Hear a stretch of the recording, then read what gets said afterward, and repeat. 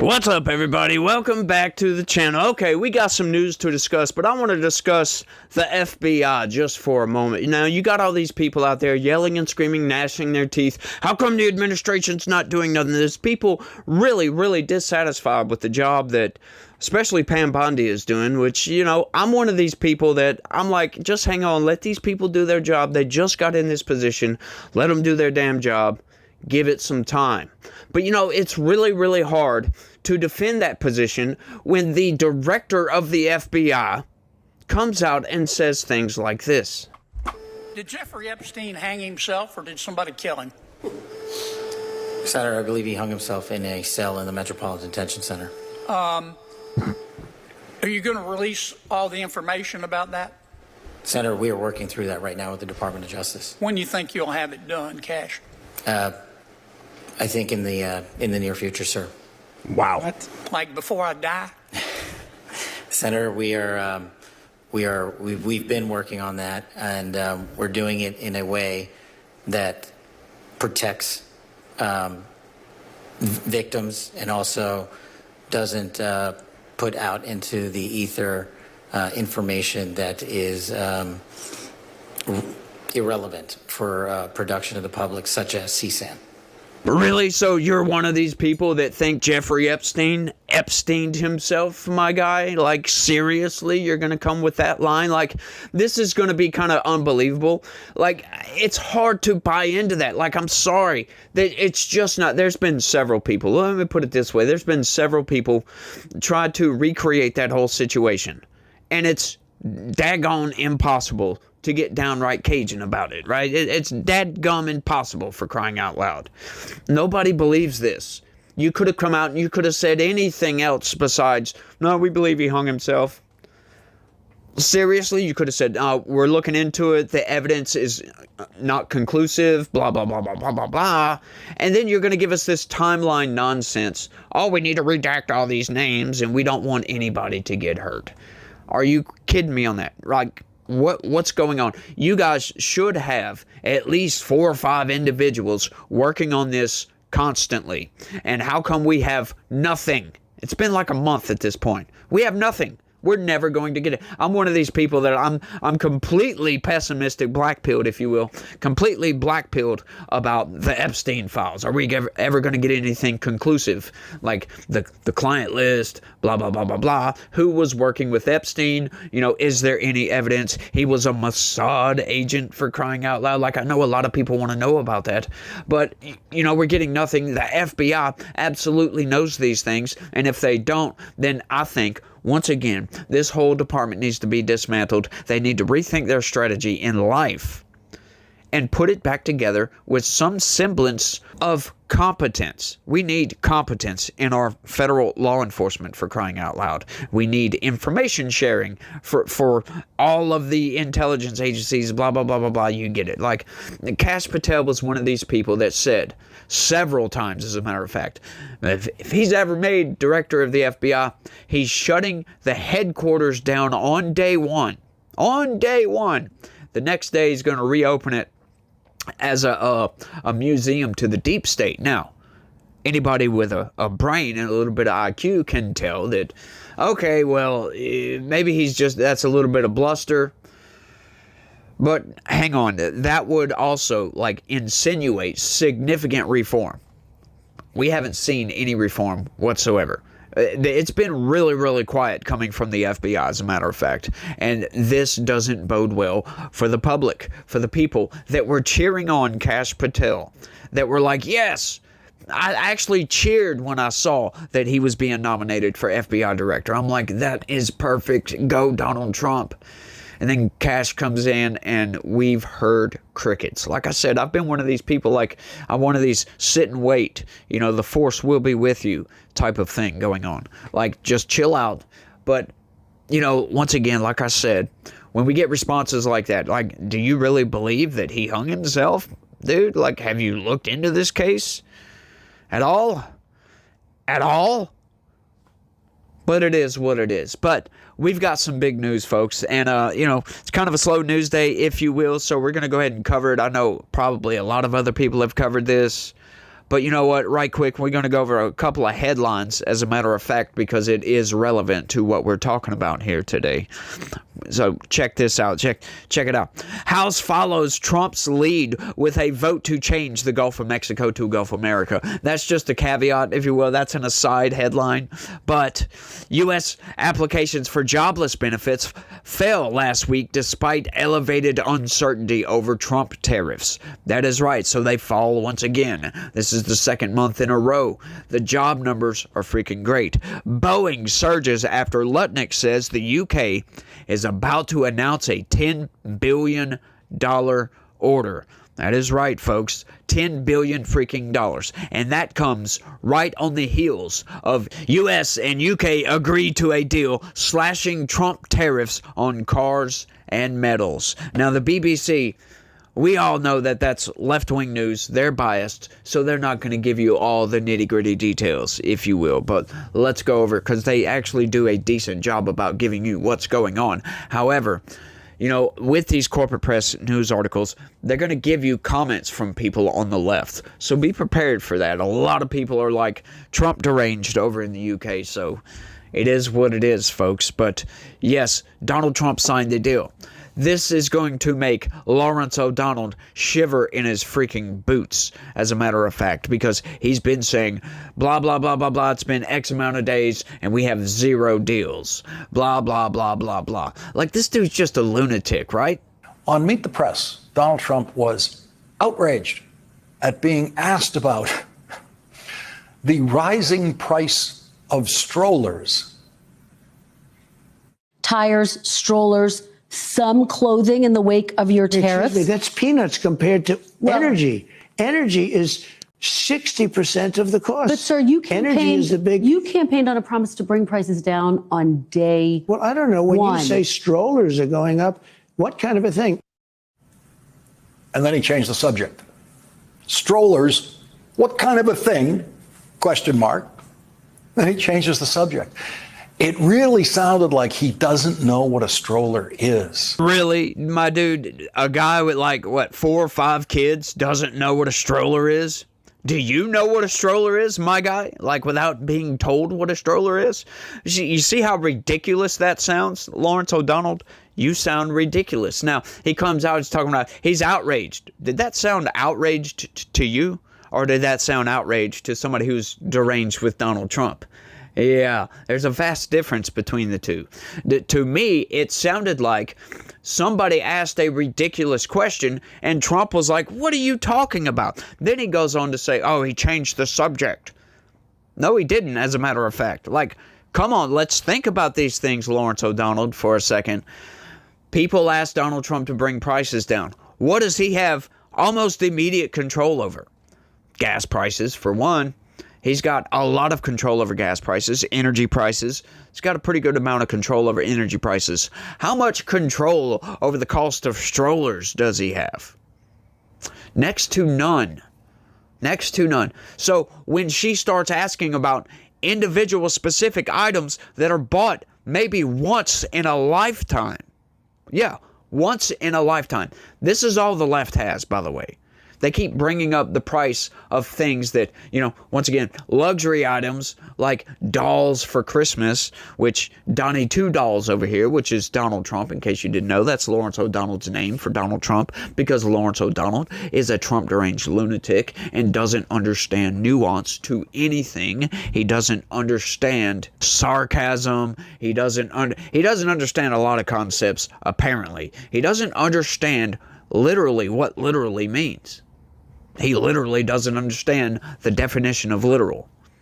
Obviously, because otherwise he wouldn't make the videos that he makes, and which, by the way, I must admit is fascinating, because to prove my point, you know, that he is a Trump deranged lunatic, go look at every single video that he puts out.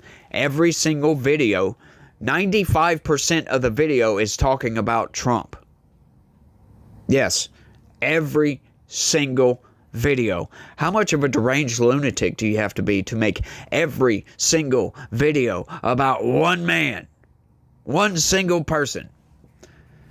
Pretty deranged, in my opinion, if you ask me. Of course, that is the same thing because in my opinion, if you ask me, is pretty much saying the same thing.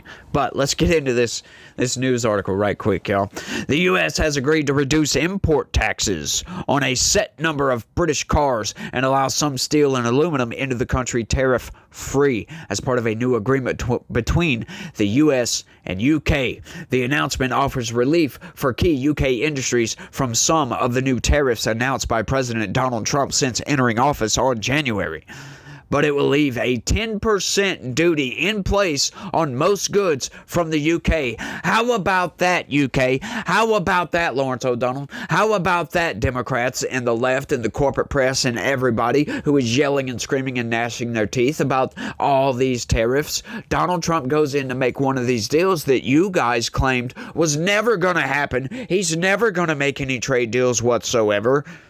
Now he makes a trade deal, and hang on, the tariffs are still in place. That is right. He gives relief where it's necessary. Leaves the 10% tariff in place where he can. This is how trade works, folks. And all these free trade advocates are lunatics. Yes, these free trade advocates are some of these world elites, these globalists, if you will. I can't stand the global elites, if you will, because what they want from you is they want you to sit down, shut up, live in your box, eat a bug or two for supper, live in your pod and eat the bugs type of thing going on. You will own nothing and be happy about that. They want these 15-minute cities. They want everything within walking distance because of climate change or some nonsense like that. Once again, folks, we innovated our way into climate change, which, by the way, every scientist will agree that the climate was already changing in this direction before the Industrial Revolution.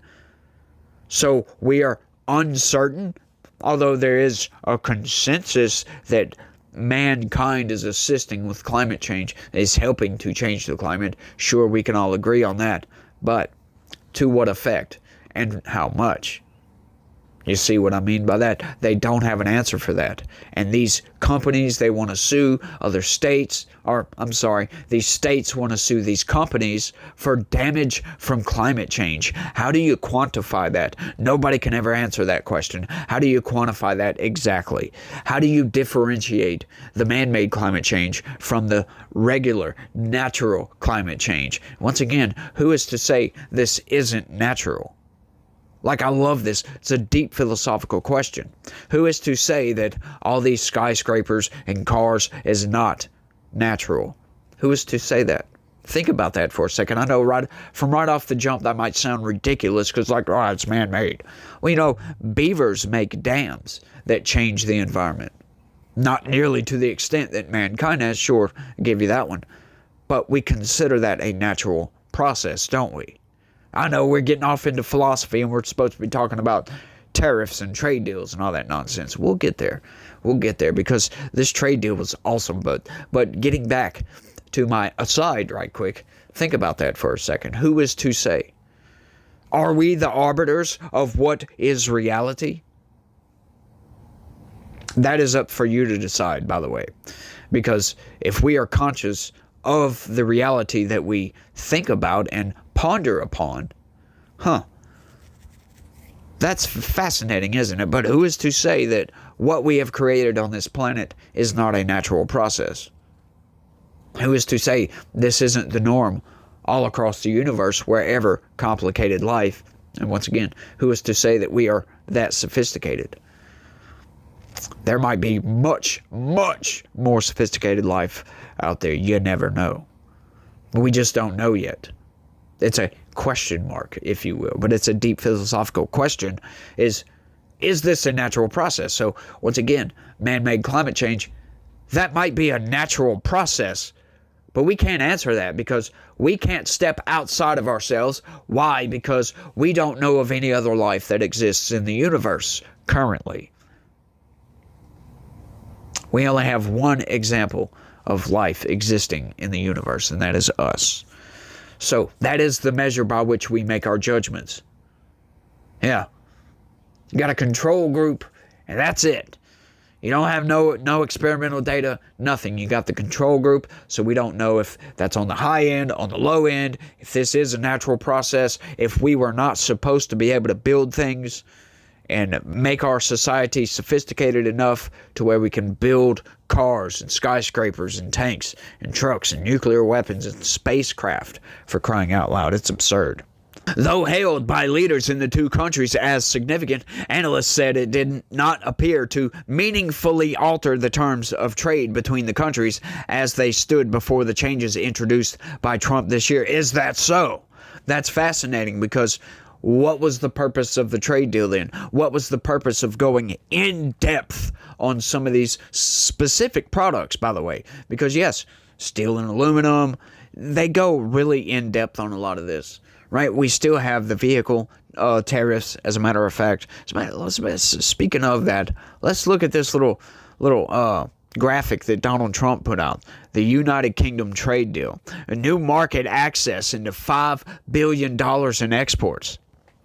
Wow, that's fascinating. Tariff revenue is going to be $6 billion. Huh. So Donald Trump made a deal to where we are making $6 billion off of tariff revenue. UK tariffs were 5.1% for us. Now they're 1.8%. But guess what? The tariffs were 3.4%, but now are 10% on a lot of different items, folks. That is that's so fascinating. Like, that seems like we're screwing over the UK, don't it?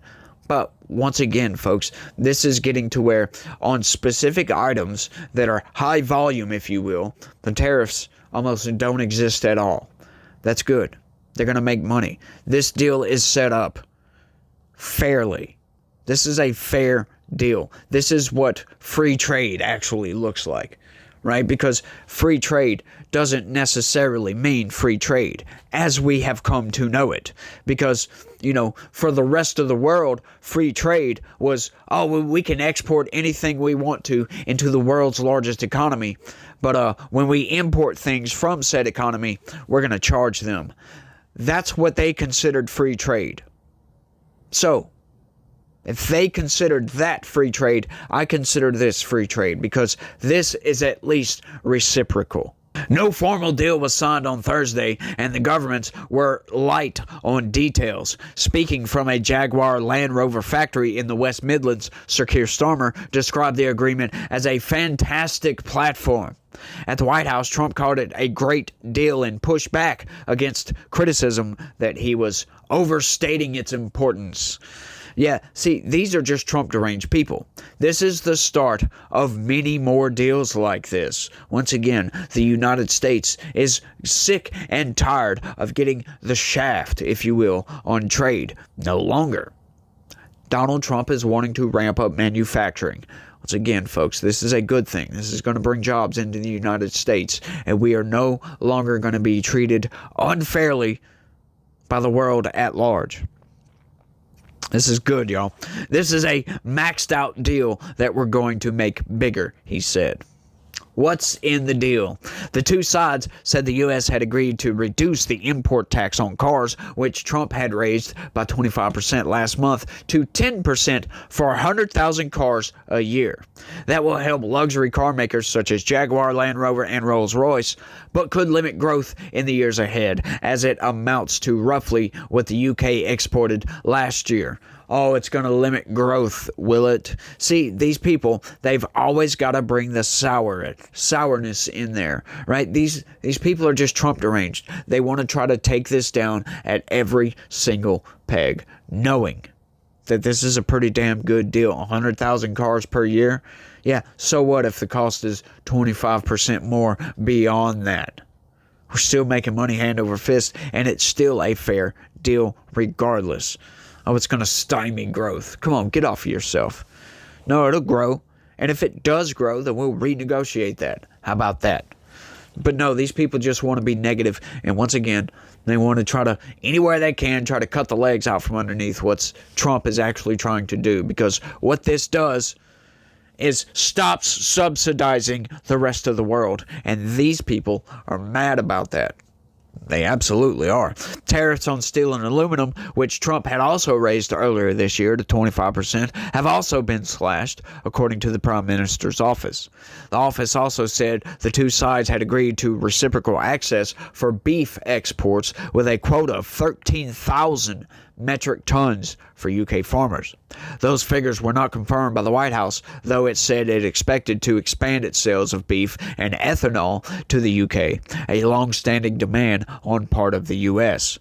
The US said the deal would create a $5 billion opportunity for exports, including $700 million in ethanol and $250 million in other agricultural products. It can't be understated how important this deal is, U.S. Agriculture Secretary Brooke Rollins said. UK Steel Director General Gareth Stace welcomed the agreement, saying it would offer major relief to the steel sector. Yes, that is good.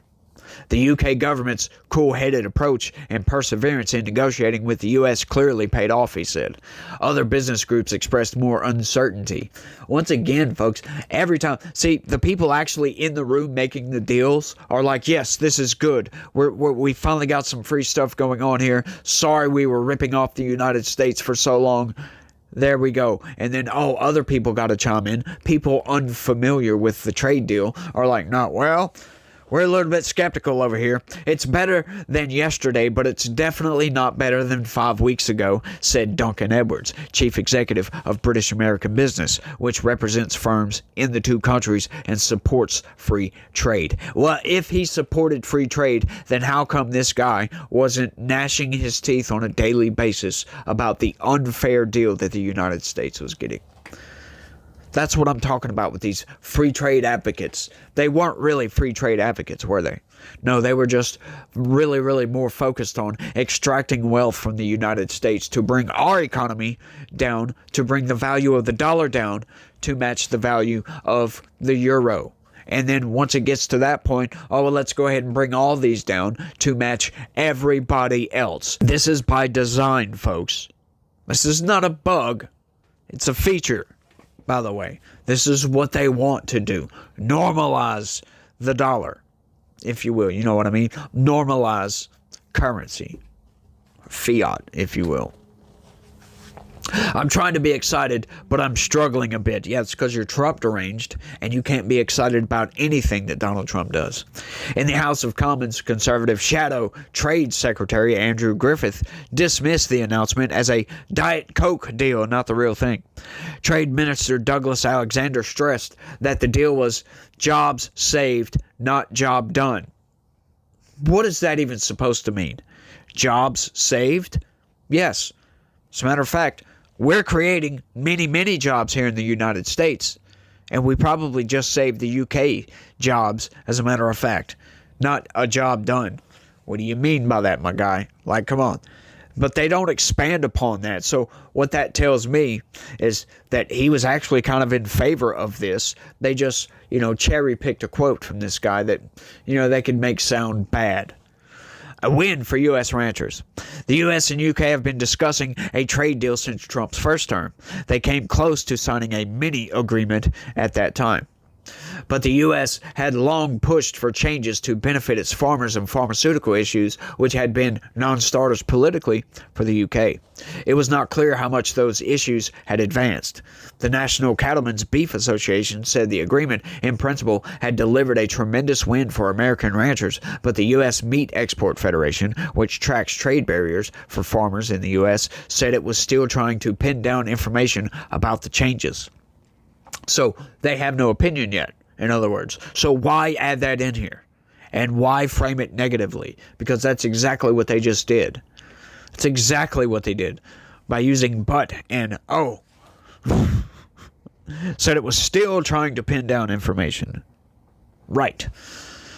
So they have no idea what's going on. So once again, why add that in here? The UK said there would be no weakening in food standards for imports. Yeah, why would there be? While the UK appeared to have made some commitments, the devil may be in the details, said Michael Pearce, deputy chief economist at Oxford Economics, which said it was making no change to its economic forecast as a result of the announcement. Yeah, if you're a Trump deranged lunatic, Sure, but this is going to ramp up trade between the two companies significantly, as a matter of fact. So what do you mean by that, my guy? These people are fascinating, to say the least. Other issues loom. Is that so? Trump had said repeatedly that he wants to tax imports of pharmaceuticals in a bid to ensure the U.S. has a strong manufacturing base for critical medicines. Yes, we are almost completely reliant on China. And COVID just flung the doors open on that, as a matter of fact, for several different things. Yeah, we need to be more self-sufficient, by the way. The UK said the US had agreed to give British firms preferential treatment. That is right, they do get preferential treatment. And that's a good thing, folks. That is a good thing. First come, first serve, by the way. But we need to be a lot more self-sufficient. A lot more self-sufficient. The rest of that was pretty much just comments from Trump-hating lunatics, if you will. There was no news, and it's questionable whether that entire thing was actually news. Except for maybe a couple of bits and pieces in there. These places, they no longer deliver the news to you, folks. They deliver opinions. It's all opinions based around the facts, and then sometimes they leave a lot of facts out. Right? They could report on the particulars of this trade deal, but they don't. Instead, what they do, they'll cherry pick whatever they want and then give you some opinions from some people that are being negative. It depends on what side of the aisle this is coming from, by the way. If it was coming from the left or Democrats, it would be a totally different story. They would be cheering this thing on. Right? But the left and Democrats, they don't ever think to make trade deals like this. Oh, they want to keep status quo going for as long as status quo can go. Because status quo is status quo. And we want to keep status quo, don't we? We want to keep everything just moving along swimmingly. Right? So if we're screwing the United States out of loads and loads and loads of dollars per year, hey, let's keep on doing that. And our lawmakers, the presidents before, just didn't give a damn. Trump was the only person that actually come in and tried to shake stuff up, if you will, try to make, America great again by making trade deals, by, looking into the economics of the situation and seeing that, hang on, I thought we had free trade around the world. How come the United States exports get tariffed all over the world everywhere else, but we charge no tariffs almost anywhere? That's completely unfair to the United States. Then they put up these trade barriers and currency manipulation and all that good stuff, and you add all that together, and it's a sour deal for the United States. And now these people are screaming, mad, throwing a temper tantrum on the floor because Donald Trump said, well, hang on, this isn't really fair, is it? Let's work out another deal. I love Trump for doing this, by the way. I really, really do, because this is the president, one of the few presidents in our history that has actually done stuff for the middle class in this country, for the working class Americans, right? These people, these elites, they always say, oh, well, Donald Trump's a narcissist. He only thinks about himself. He's not doing anything for you. But when you go and look at his actions, it tells a totally different story, don't it? Trump's got his flaws, by the way. He's got a lot of flaws, folks. Sometimes, he could shut his mouth. As a matter of fact, he should shut his mouth. That is really not a good asset for Donald Trump sometimes. His mouth gets him in a whole hell of a lot of trouble. Right? And there's certain things, his take on abortion isn't all that great. It's fair. I'll give him that. It's kind of fair, but it's not all that great. Him wanting TikTok to stay around, him extending this TikTok situation, which is ridiculous. They immediately need to divest from China. It's national security. It's a bunch of different things. It is our youth, for crying out loud. We need to save the children of this country, folks. Our children, their brains are melting because of platforms like TikTok. And as a matter of fact, YouTube Shorts.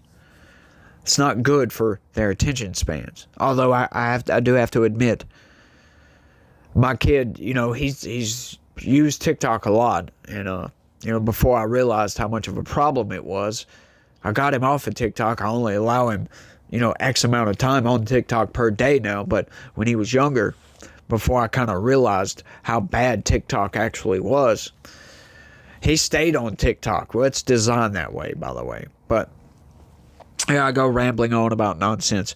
Y'all let me know what y'all think about all this down in the comment section. Blows my mind, don't it? Blows your mind too, probably, but y'all let me know what y'all think. That's all I got on this one. I want to thank everybody for watching. Y'all don't forget to do me that favor and smash that like button for me. I would really, really appreciate that. I really need y'all's help, y'all. Straight up, share this video anywhere and everywhere you can. I need to expand. I need to get the word out about how people are being manipulated by news articles like the one we just read. That one wasn't really all that bad. All they're really doing with that one is just giving you one side opinions from one side, and they're not giving you the opinions from the other side, really. And then they're cherry picking opinions, blah blah blah blah blah. That's a light form of manipulation, but it's still manipulation, if you will. But as the longtime viewers of this channel know, the corporate press can heavily manipulate things. So as a matter of fact, my next video, y'all make sure and check that out. It's going to be a heavy hitter as far as manipulations. We're going to go through it. It's a short article. It's not very long, but it's going to take a long time to get through because of all the damn manipulation. Every single freaking paragraph is either a blatant lie or some form of manipulation, folks. And that's what it is. That is what our news organizations have become. It's partisan hackery, grifting. They're not giving you news anymore. It's more like the WWE, if you will. But I'm trying to end the video. Y'all let me know what y'all think. Y'all share this video, smash the like button, subscribe, and all that good blue gop stuff. And y'all try to have a good day. Stay legitical. Peace.